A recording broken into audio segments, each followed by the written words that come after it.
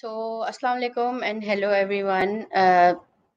So, first of all, thank you for those who have joined us. And today we are having Bilal Shahzad as our guest, who will be discussing about very interesting topic, GitHub and its action.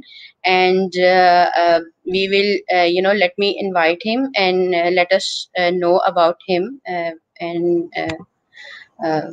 me invite him.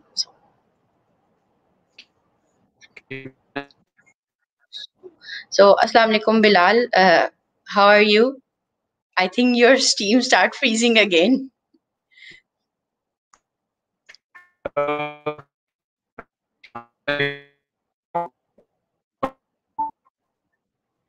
Yeah, it's freezing again. It's freezing again.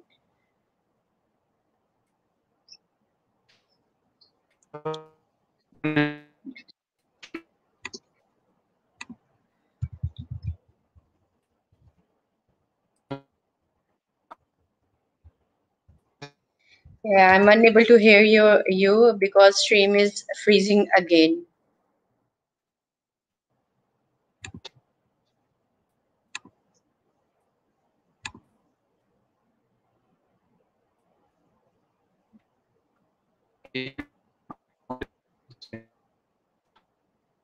You can join in again, Bilal, if possible, because we are unable to hear a word you're saying because stream is freezing.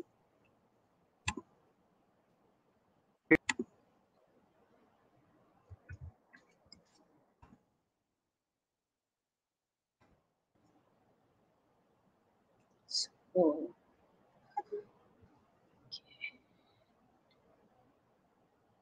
Okay, how is it now?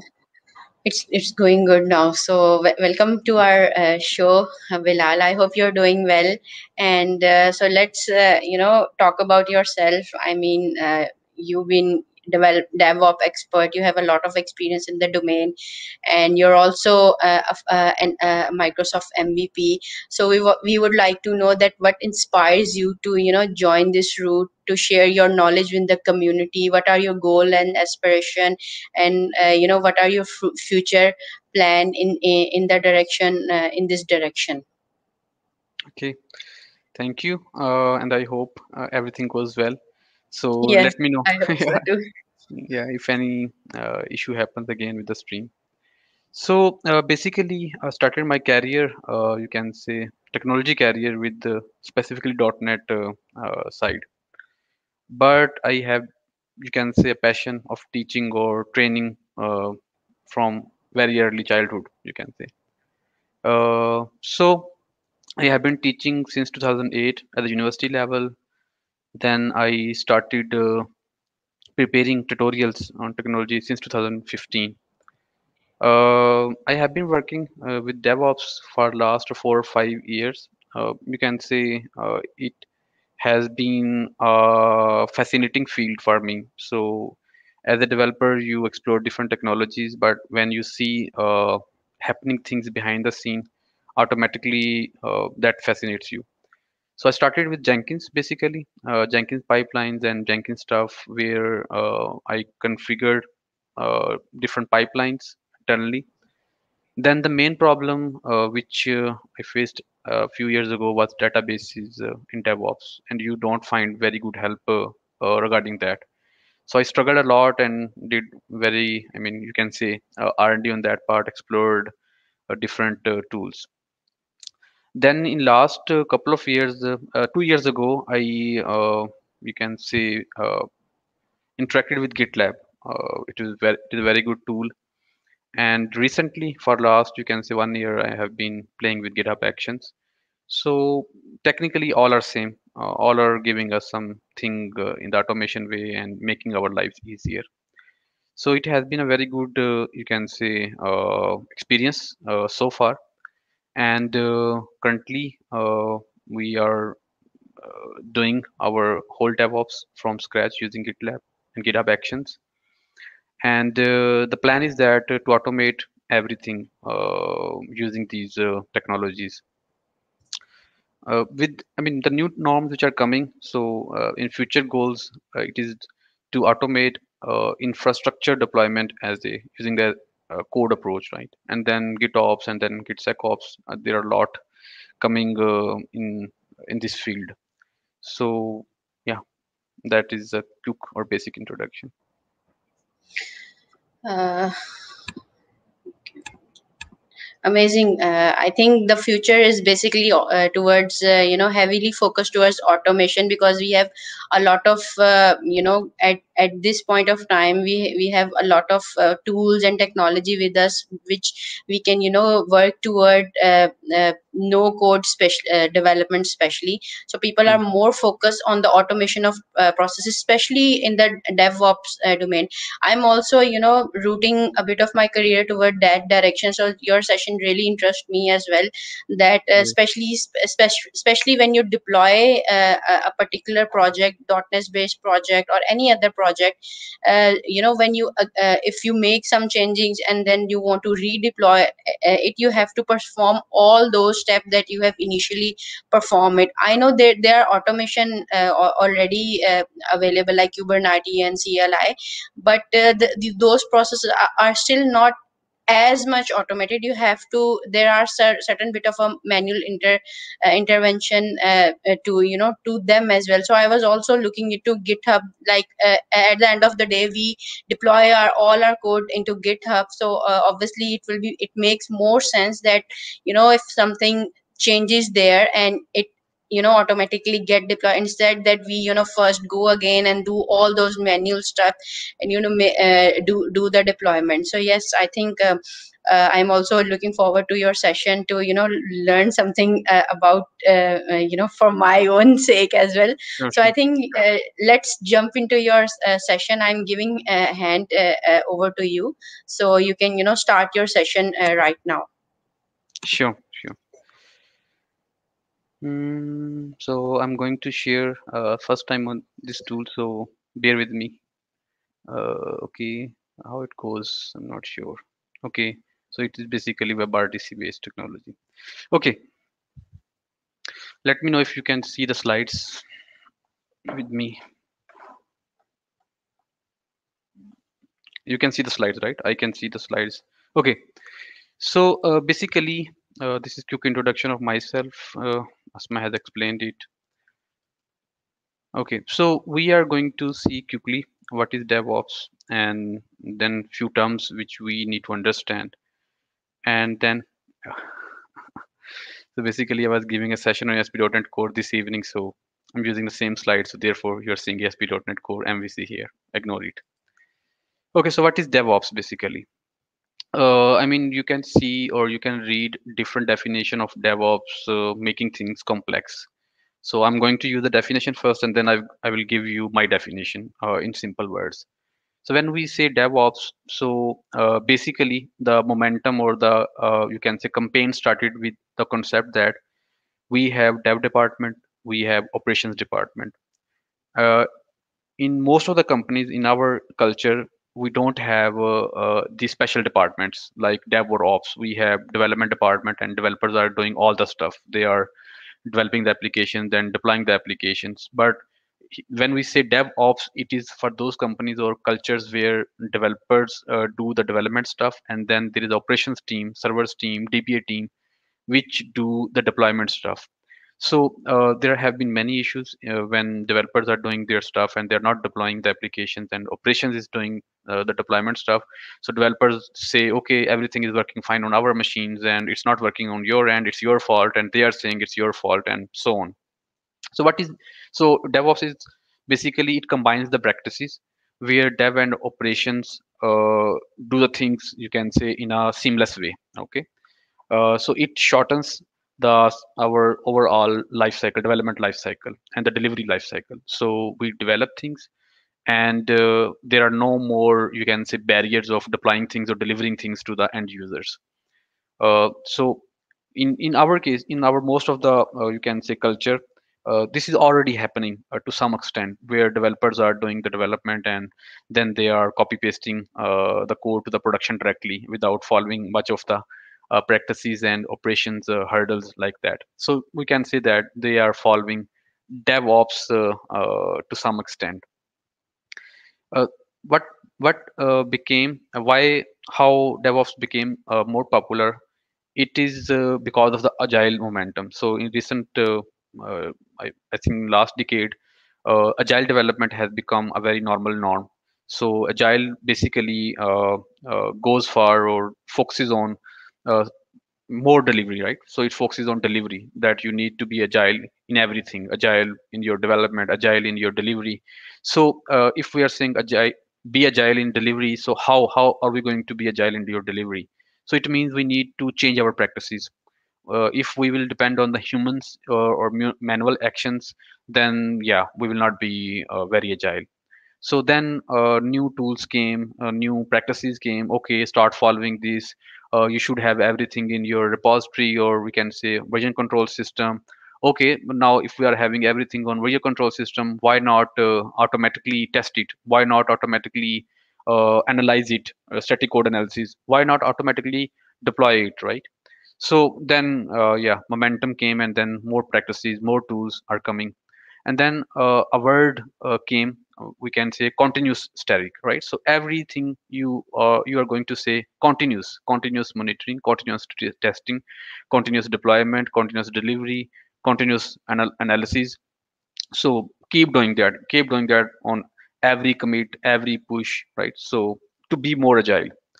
And if I say you, I mean, if we want to test if we are following proper DevOps or not, we can judge that with the frequency of our deployments. So a frequency of deployments and the pipelines we are following. I mean, how many manual steps we are doing in our deployment. So yeah, testing can be one manual step we are doing in our development.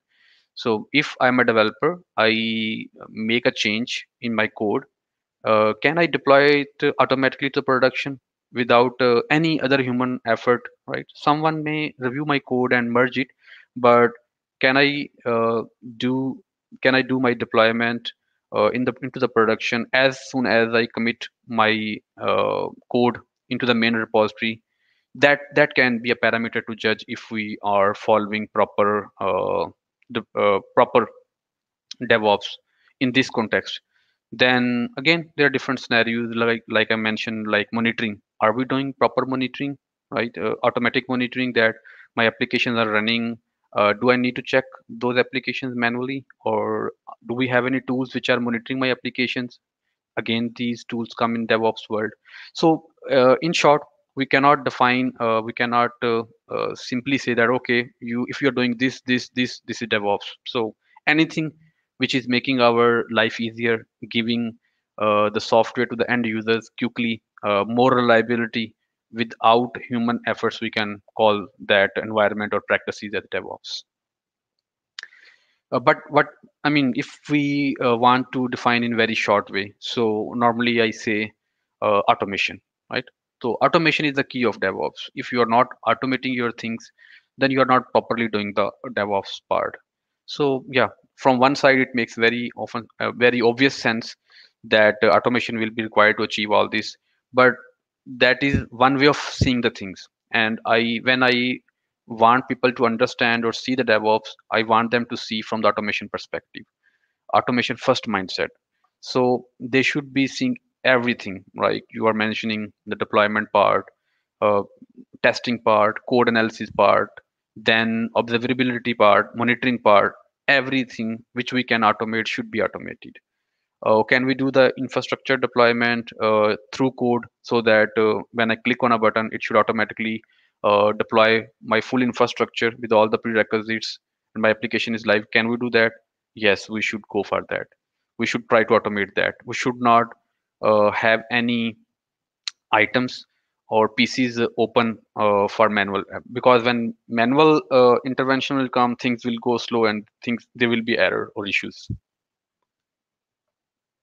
And again, how we can judge if we can automate something, we need to find if we can execute things from CLI, right? If we can execute things using command line interfaces, if we can do that stuff, then yes, we can automate stuff. And you would have seen in last few years, we are seeing CLI everywhere. You want to test UI in a Chrome browser, you would be looking CLI commands to do that, headless browsers. You want to deploy some infrastructure in AWS, you would be looking for some CLI, which will be taking commands from you and then executing those commands and then creating infrastructure for you. So when you go for DevOps or automation, you try to find how we can do these things through CLI. And when we say CLI, it means scripting, bash scripting, commands, SDKs, whatever we have for that.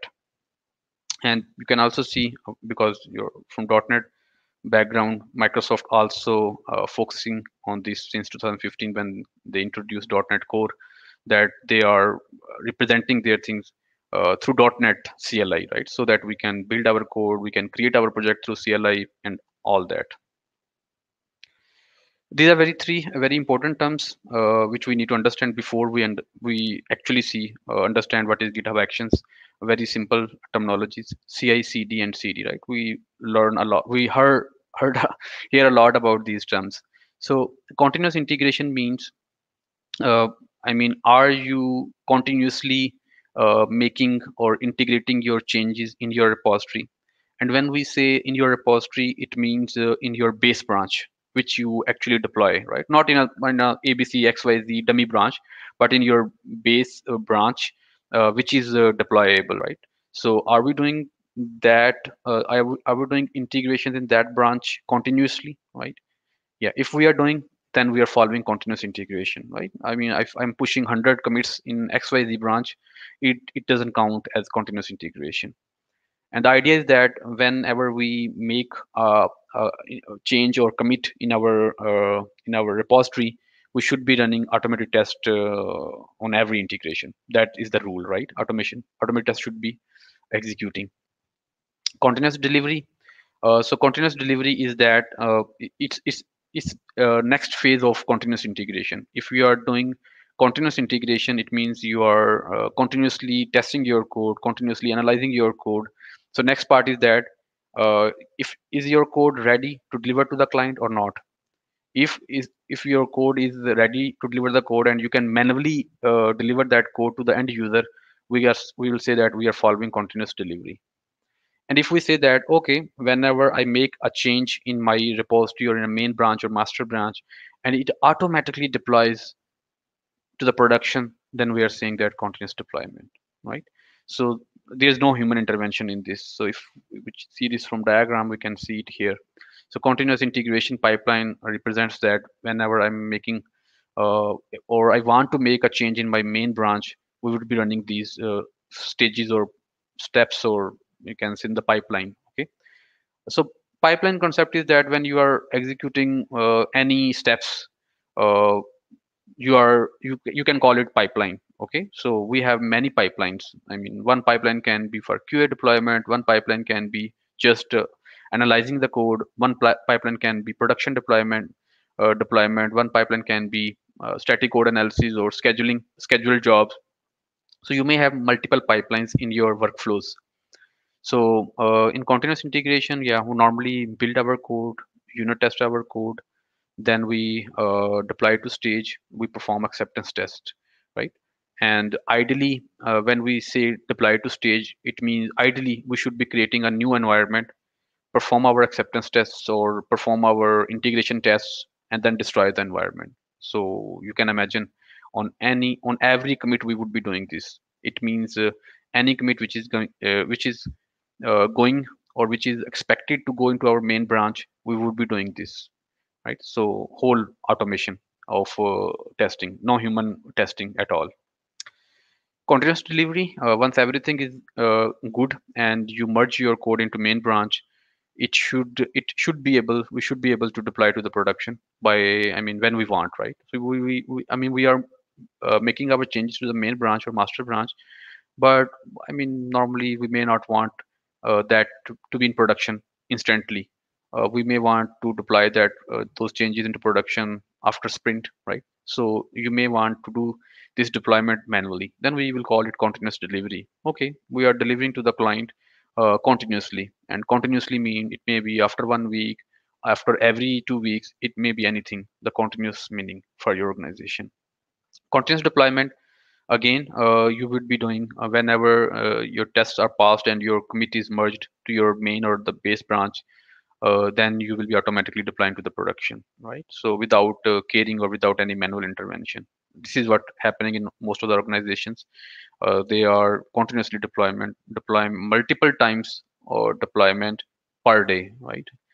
So I mean, in our environment, I mean, this is a very strange case when you say that okay, you are going to deploy multiple times a day in production. I mean, they will get shocked.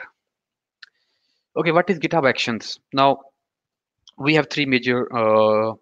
I mean, the central point of DevOps is the version control system, and we know the famous one is Git, right?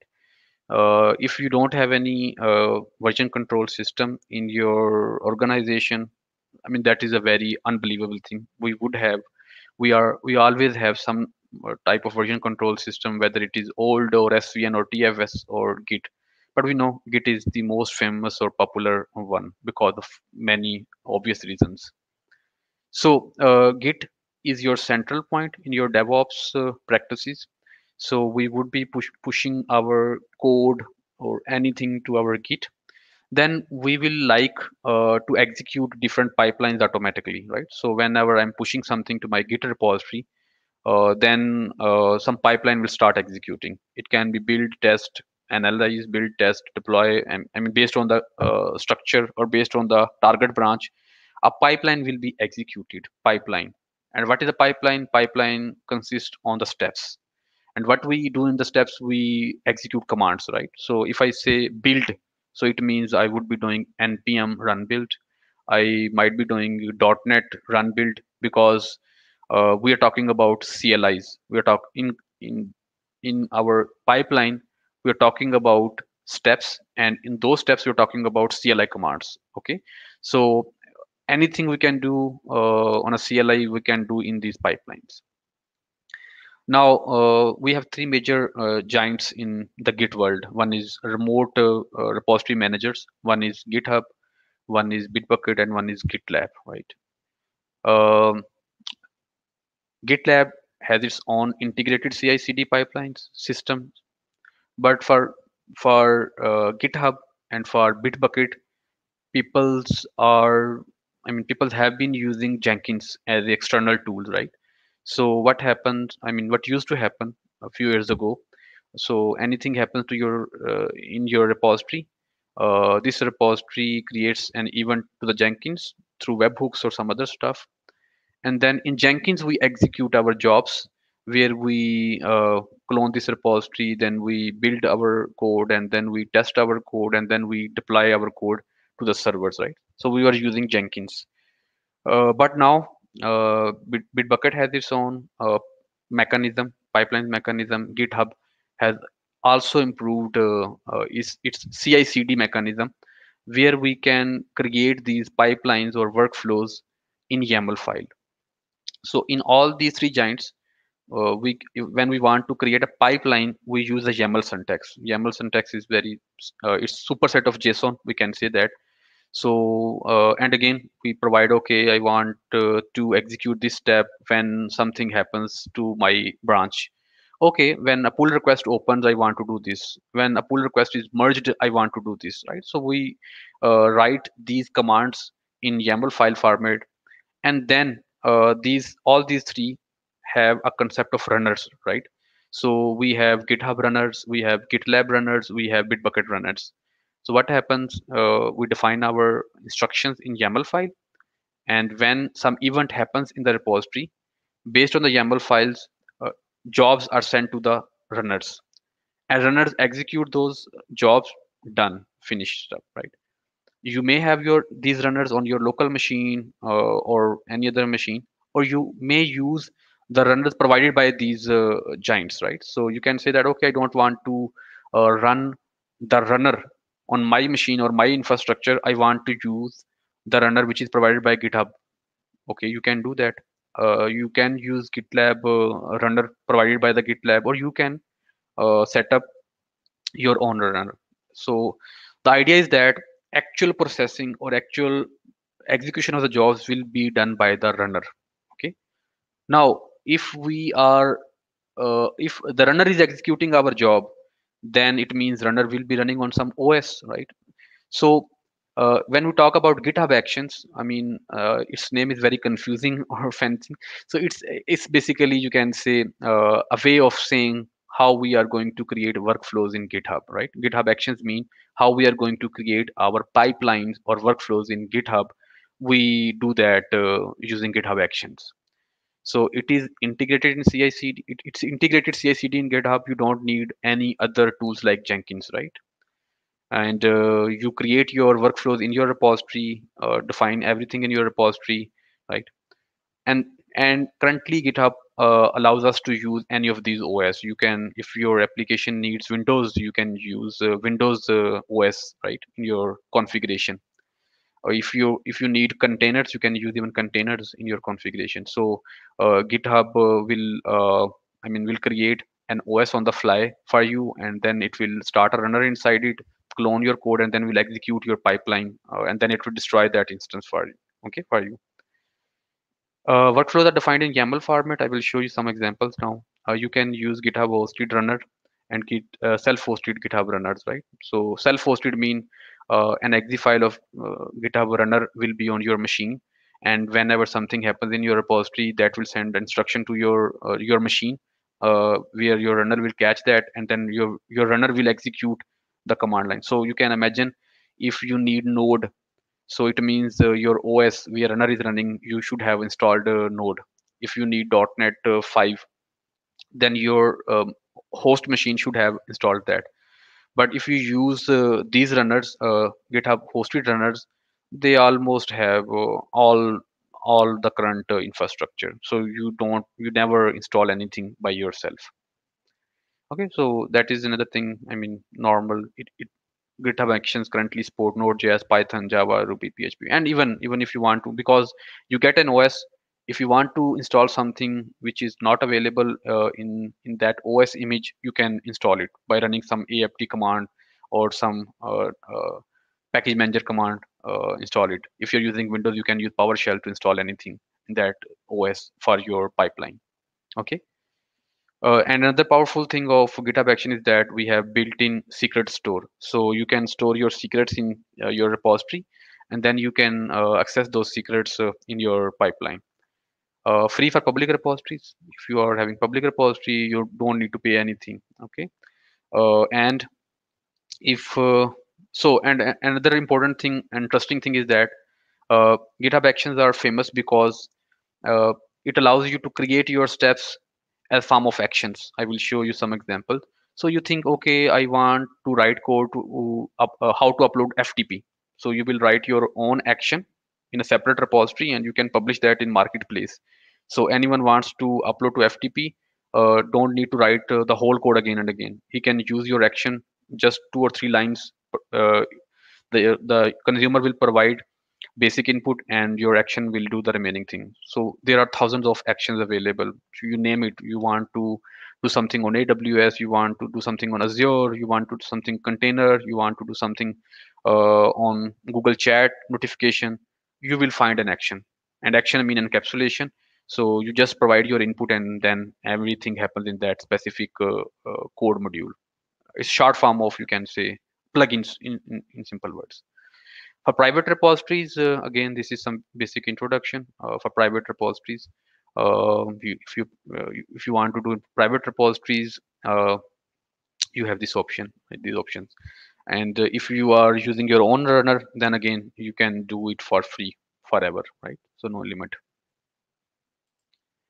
Okay, any question before we go for demos?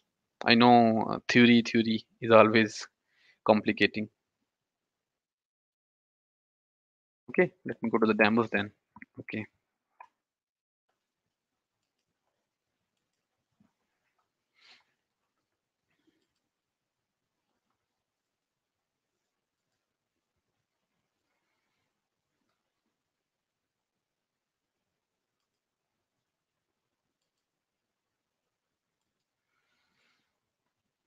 Let me know if you can see my screen. Okay, I can see, so I'm assuming you can see.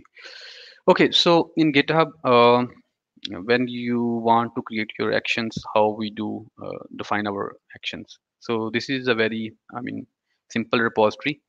So to create to use GitHub Actions, we create workflow files. Okay, how we do that? So let me go to the Actions tab. If you have any actions or workflows, you see the data here. But if you don't have any actions yet, you will see these information. And then, I mean, important thing, it will show it will give you some options, some demo or some existing workflows, so that you can use based on your application. Like it's already showing me checking, because my current repository is of node project, so it is already giving me some node options, so I can use it. Okay, let me set up a workflow myself. So when I use this option, you can see it has already created something for me. So let me explain you. That is the whole thing which we need to understand. Uh, yeah, I think it's better now. So this is a YAML syntax. YAML syntax is, you can say, lighter JSON syntax, where we don't provide the brackets or attribute names. Uh, if anything lies inside something, we just use the spaces to define that. So when we talk about YAML syntax, these spaces are very important, right? Otherwise, you will get the YAML syntax errors. Okay, how we write our workflow file. Again, it's giving some name to it. You can have multiple workflow files in GitHub, right? But in if you talk about GitLab, we have only one. We only have one main workflow file. Here we are defining the name of our workflow. Then we are defining when to execute this workflow, when to execute. So it's very straightforward. We are saying that on push branches main.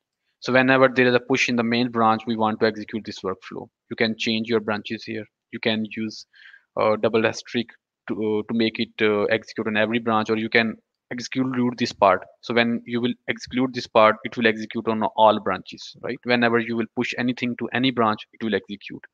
But you will like to execute your workflow in special cases or special conditions.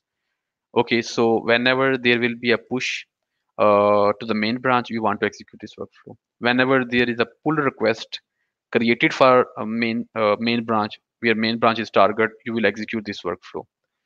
And then we have this option, workflow dispatch. So if you want to execute this workflow manually, you define this workflow dispatch option, right? Again, you can provide the branches. If you want the manual execution, the light is off here, but it will come in a couple of minutes. So when you execute the workflow manually, you can define the branches for which you can execute the workflow, or if you don't define any branch, it means you can execute this workflow for any branch. Okay, so this is the basic configuration when to execute this workflow. Okay, and again, all is not mandatory.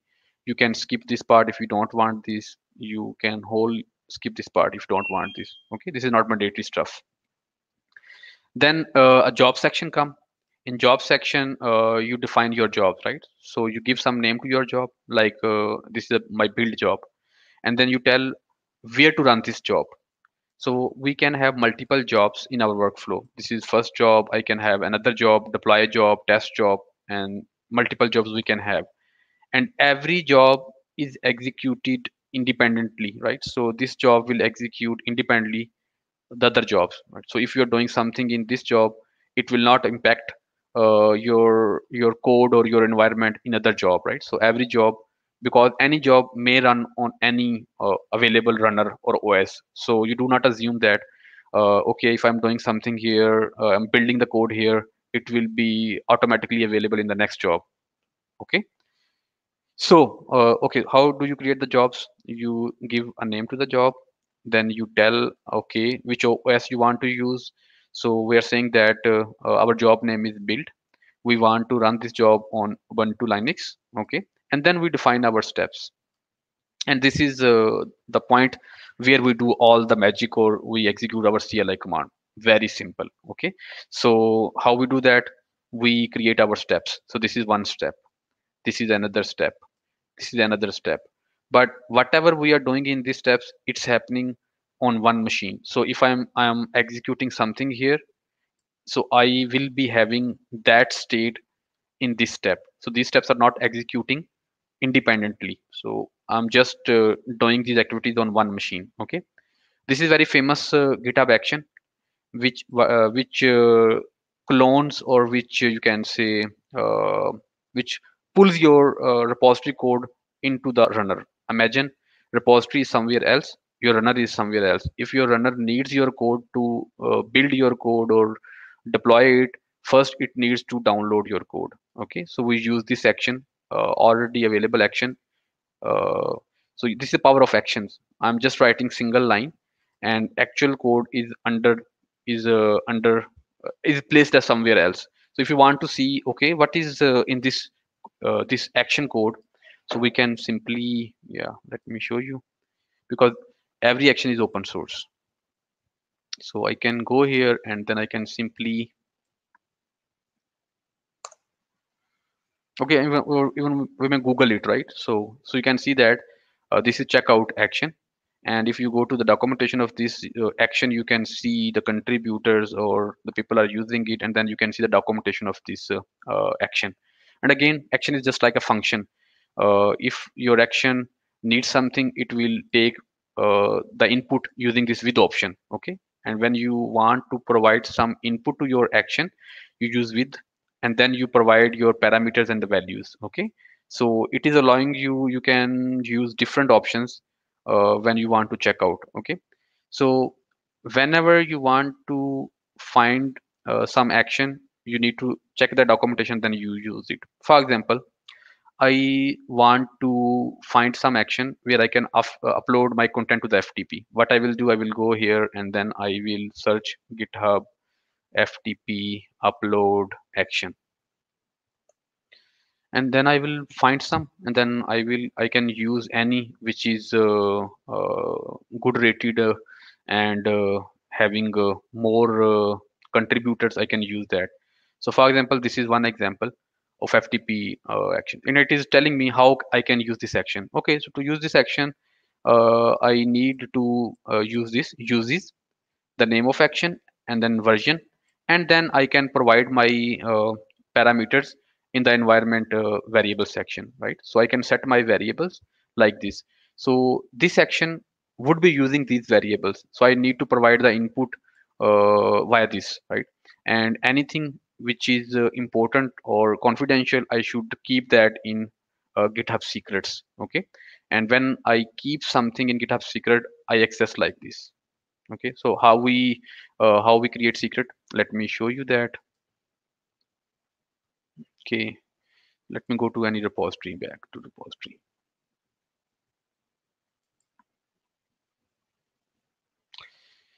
Okay, so we go to the settings of the repository, and then we have a section of secrets where we define our secrets. And interestingly, if you define a secret, even you cannot read it again, right? So we define our secret here. We give some name to the secret, and then we can store our secret, some password or detailed SSH file, whatever we want to store here, we can store it. And then we can access it like this, right? Secrets dot okay, so we can access our secrets, we can access our environment variable using this syntax, dollar sign and double brackets like this. Okay, let me come back to this. So here what we are doing, first we are checking out our code, then we are running a simple echo script, because this is Ubuntu. Then we need to keep in our mind, and we should be good in Linux, right? So we need to know how we can achieve something in Linux, then we can use the same command here or same script here. So it is showing that how you can run single line script, how you can run multi-line script like this one. Okay, so let me commit it. So when, as soon as I will commit it, it will do something. First thing, okay, main branch. Okay, let me commit it. So we know that in this YAML file or workflow, whenever we will be making a change to our main branch, we will be executing, GitHub will be executing our workflow. And if you want to see your current workflow execution, you can go to the actions, and then you can see the state of that action. And if you go here, you can see all the workflows on the left side, and then in the workflow, you can see all the jobs here. Like we have only one job in this workflow, CI workflow, And if we go here, we can see the logs, what happened. If we had printed something like echo, we can see here. Okay. Let me show you another example to get more idea of which I was trying to build, which I was trying to set up. Okay. Okay, here. So this is a .NET 5 project, right? .NET 5 project, and I want to set up a pipeline, simple pipeline for it. Okay. So how will I do it? Let me go to the actions and let me show you the workflow first. Okay. Code, then in GitHub. So I forgot to tell that whenever we create a workflow, it creates a directory .github, and under that directory it creates a workflows folder, and then it creates workflows in this folder, right? So if you want to create more workflows, you can have in this directory YAML files, you can create more YAML files. And you don't need to use GitHub Actions from the marketplace. You can even create your own GitHub Actions, right? You can store those actions in a separate repository. You can store those actions inside this repository if you want. I'm not covering that, but I'm just telling that is possible. Okay, so okay, I came here to show you our current YAML file. So again, this is a very simple YAML file, the same part. Then in jobs, a build job, which is checking out the code. It means downloading the code on local machine. Then it is executing .NET build command, right, to build the command, build the project. And then we have web apps in Azure if you want to deploy your code to the web apps, right, app service. So we have this action provided by Microsoft. Simple. So you create your publish profile in Azure portal, and then you can store that as a secret, and you just need to provide this publish profile. Simple. And if you execute this workflow, uh, yeah, I have two options, right? I can push to the branch something, or I can manually execute the workflow. So workflow dispatch means manually executing the workflow manually. Okay. So let me go to the actions. Then I will go to specific workflow like CI, and then I can execute this workflow from here. I will choose the branch. I want to execute the workflow on the main branch. Let me execute the workflow. Okay. And then you can see the action workflow here. So meanwhile, this is executing. Now, how we should develop these workflows. So let me conclude the stuff, because I mean there's a lot, and then I will show you some sample workflows. So ideally, what we would be doing, we would be having separate workflows for our pull requests.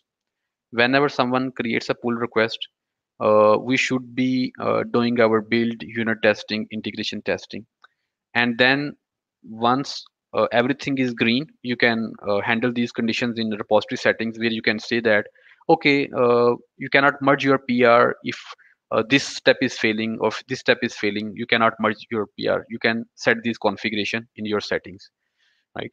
You can define these settings here. Come here in your branches, you create a branch rule, like if I go here, and then you can provide your PR rules, right? Require pull request reviews before merging, and require status checks to pass before merging, and you can provide the jobs we should pass. Okay, that is a totally different thing. But I was telling how we should be using these actions. So we should be having actions on our pull request. So when we create a pull request, we should be executing these jobs. If every job is green, every job mean build, test, analytics, integration test, then we should be merging this into our main branch. And then from main branch, you can use automatic deployment, right? Or you can use manual deployment workflow, whatever suits to your needs. Okay. So if I show you the output of this workflow, we can see that here, this that is Azure Web Service stuff happened, right? It is showing me the detail, and then it's showing me the URL. I was actually having a .NET 5 demonstration in the evening, so prepared this application there. But this is just one example. This is not end. This is just one example and the idea. So whether it is GitHub Actions, whether it is GitLab pipelines, first we need to learn, or need to see how are we going to do that on the CLI, which commands we are going to use in order to achieve that, and then we just copy paste those commands here. That's all. We face issues, it's not that easy or straightforward. We face issues.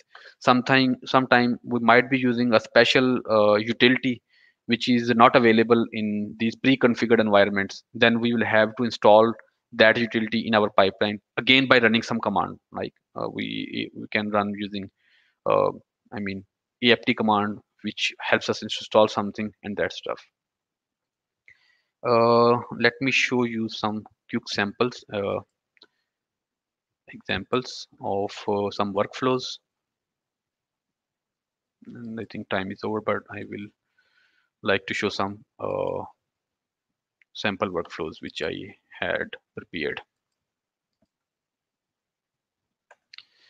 Okay, where are those? Here it is.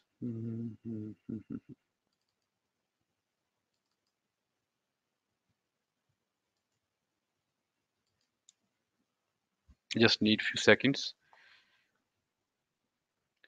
Meanwhile, we may also start the QA. If there is any question.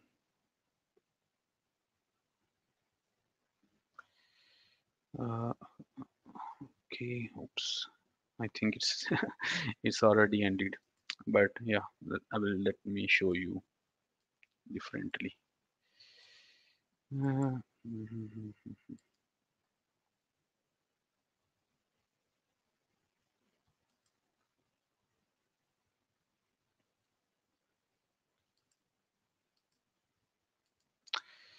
Okay, so these are some examples of workflows, right? And again, some similar workflows. So if you want to create your workflow based on push to the branch, you can use the push, and then you can also mention if you want to ignore some paths, right? So you may say that, okay, I want to execute this workflow when I push something to the main branch, but if I make any change in MD files, I don't want to execute these workflows because it doesn't make sense to build a test when you are making changes to the workflow, right? And again, you can have your environment variables like using the env option, and then you can use these environment variables later, right? So this is one simple test job. Let me show you another example. So in this example, we are saying that we don't want to execute this workflow whenever we make a change to our main branch or any branch, but we want to execute this workflow whenever we want to execute this workflow manually. Okay, so workflow dispatch means manually. Okay, then again, you are creating your environment variable here, and then you can use this environment variable using this syntax env dot, and you can use your environment variables. Okay. In this example, this is regarding pull request. When your pull request is ready for review in GitHub, you want to execute this workflow, you can use pull request branches and then types. Okay. This example, we are saying that on pull request, but ignore these paths. If my pull request is in this state, ready for review, opened, synchronized, reopened, and I make any change in that pull request, but if I make any change in empty file, ignore my workflow execution. Okay, and then workflow will be executed. And you also want to execute this manually. Okay, so you keep this. And this is where you want to run your workflow on a schedule, right? You want to execute this workflow after every 20 minutes. You can create such workflow. So not this workflow normally when this workflow executes after every 20 minutes automatically, it runs on the default branch, which is main in most of the cases. Okay, that's all from my side. Now, any question? It was quick, but yeah, considering the time limit, so I hope so. It would have given basic idea. I think it's a great session, Bilal. There's a lot of thing here to learn. One thing I would like to ask, like that you mentioned something about built-in secret store in one of your slides. So what's that actually all about? So in GitHub, basically we have secret management, right? In GitHub. Uh, Let me open that. Actually, I was using Azure VM and I forgot to set its time, so it went off at 12 o'clock. So, but let me I have my repository open. Yes, it is here. Let me show you that stuff here. Here it is. Here it is. Okay. In the meantime, I would also like to ask you, like you mentioned about automation of testing. Can testing be fully automated? Because I know one way or another, testing do require some manual intervention in it when you are checking your business requirement, testing out its development and all that. So I can understand the development side of it, of like if you have some functions, whether they are working full correctly or not, they can be automated with unit tests as well. But can that functional flow of a particular requirement in your application can be tested fully? The most difficult part, or the most you can say, the part where your DevOps is failed is the testing part, because this is the, I mean, this is the most important component in our in developing proper workflows or automating things. And it is because of many technology constraints and then the developer skills, we never do the automation testing. I mean, I have seen a lot of effort from the organization, but still they don't or they cannot do full automation testing.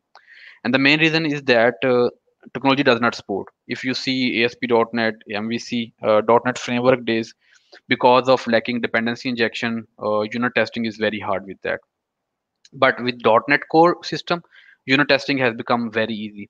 But if you go with the Node or Angular or React, for example, Angular, in Angular they have built-in unit testing mechanism. You don't need to set up extra things with that. So all the new frameworks are providing unit testing or integration testing with, I mean, built in the framework, so you don't go anything anywhere else. So that's the importance of testing. But I have seen the companies where there is no QA stuff. So developer writes the code, developer writes the unit tests, and then they write some important integration test. That's all. So but the, if you go with this approach where you don't have any QA, right? When I say QA, it means manual QA. If your people, QA people are writing the test, automated test, that's fine. But if you don't have any manual QA, then you should have proper and good reviews, right, by the experts who are reviewing your code before merging. So if that step is happening and you are writing your unit test and integration test, then why we need QA? I mean, we don't need QA for anything. Okay. Yeah. I mean, with the projects we have worked or we see QA as very important factor, all right? Because developers put everything on the QA, and then QA Yes, does, yeah, test. But when I you put, totally. yeah, Yes, I totally agree with you. Most of the organization don't even bother having, many, even now in this age of time, many organization don't even bother to have a QA department separately. All they say, okay, at the end of the day, what matters project is running and all that, so it's fine. Let the developer do and all of it. But they actually don't realize that unit test is just one aspect of the testing.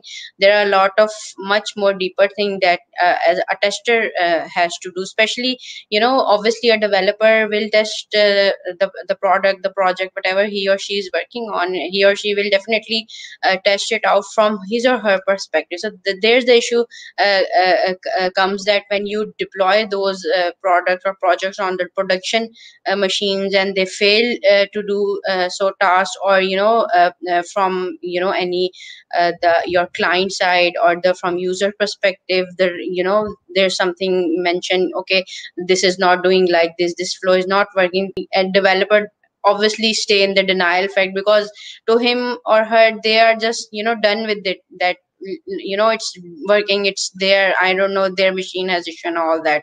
So it's unfortunate, but I totally agree, testing can't be fully automated, because obviously one way or another we have technology limitation, plus we have business requirements involved. So obviously, I mean, a machine can do something at its limit, or we have to have that manual intervention. But even so, the steps, especially when you talk about this side of the domain, especially if I be very specific, we have like repository managing is also one of very key role in, or in big organization. Many small or mid-sized organization might not have those roles, but big organization do have those roles, because everything is done in repository, and huge, they have huge set of repository, so they have a proper job opportunity and job role for that person to maintain and manage and merge. And I do remember when merging different branches from different developers for just a single project, it's a heck of a task, and it's very especially for the person who or his or her have that particular law, it's like a nightmare, especially when you have to True. because all the things will be given to the repository maintainer at the very last of the deadline. So it's a huge burden on him or her to if he has one or two or even just two deadlines come together, and it will be a nightmare for that person to you know check out all the branches, and there are a lot of conflict happening between two branches, and then you call the developer, you call someone else to, okay, please sit with me and resolve this issue. So I think it's a very amazing way that you can automate that out and really ease that role, that okay, if one or few issue can come, then he or she could resolve it, but instead, like, specifically bring the developer with you, so developer also has to sit and spend his or her night True. to complete the merge at the end of True. the day. True. True. True. True. So this is what we are talking about secrets. So in a repository settings, you can configure your secrets here, right? So Okay. this is you can say built-in secret mechanism in GitHub, right? You create your secrets, and then you can access these secrets in your workflows. The interesting thing is that once you create a secret, even you cannot read it, the reads its value. So GitHub knows about it, GitHub uses it. But again, in if we go in more detail, then when you are using some self-hosted runners, then there is a security risk of these secrets. But yeah, this is a very good feature which we have in GitHub. GitLab, we have this partial feature. They provide the secret management, protected variables, but we don't have this kind of secret management in GitLab. So these secret basically work towards the authorization of your particular task or your workflow. Right. Like for example, we want to deploy our application to FTP. So we need username and password, right? So we are not going to hard code that password in our YAML file. So we will keep that password in this secret file, and we will be accessing it like a variable secrets dot FTP password, something like that. And Yes, same goes for other environments. I mean, wherever we have something which is security related, we should not hard code in the YAML file. I think that's a great feature. So Yeah. yes, I think if I sum up this session, what I understand and can the audience can take out from it is that basically GitHub Action basically is you facilitates you to automate in the entire process of your your branch merging from different branches, and you can do the some decision, some not very complex, depend on the requirement, but you can do the decision making of what should happen if this branch get merged, or if the error comes, and then at the end of the day your repositories not only fully merged with all sub branches, but also it's being built as well. So now it's True. up to you to whether download it, build it again, or do the manual deployment, or again, as you say, write your own further deployment automation part. True. True. True. True. So I think it's a great session, Bilal. Really enjoy, and I really thank the audience for those who have joined us at this late night, and also really appreciate your time. Unfortunately, because of the lack of internet, we have to skip our last fun segment, which is a game battle, because internet is not working very well, and I think game stream put a lot of strain No on the problem. battle itself, as it happens in my last session. So I have to edit that part off, because unfortunately users are unable to see the entire stream. So I'm really sad about that, but that's fine. That's fine. Oh, That's how next they. time, yeah, Yeah, yeah, yeah, maybe next time. So sure, really appreciate, Bilal. Just I would like to know if you'd like to share your contact detail, your social channel with our audience. If someone would like to reach out to you, to have any discussion with you regarding anything related to .NET, or automation, or the GitHub and all that. If you'd like me to share, you can share it in a private chat. I will put it okay, out here. sure, sure. So yeah, this is available in the slide, and Asma can share too. So you can, I mean, reach me to Let out let me share your LinkedIn. slide. Yes, okay. Sure. So Sure. LinkedIn, you can have this Facebook and YouTube channel and this site. So yeah, please, if you have any question, suggestion, or want to discuss something, yeah, I will be happy. Yeah. So great, Bilal. Thanks a lot. Thank you very much for giving us once again time, and the session. It's a great session, and I hope to connect with you in future as well. So I Sure, think inshallah. that's about it. And take care, and Allah Hafiz. You too. Thank you. Thank you. Thank you all. Allah Bye. Hafiz. Allah Hafiz.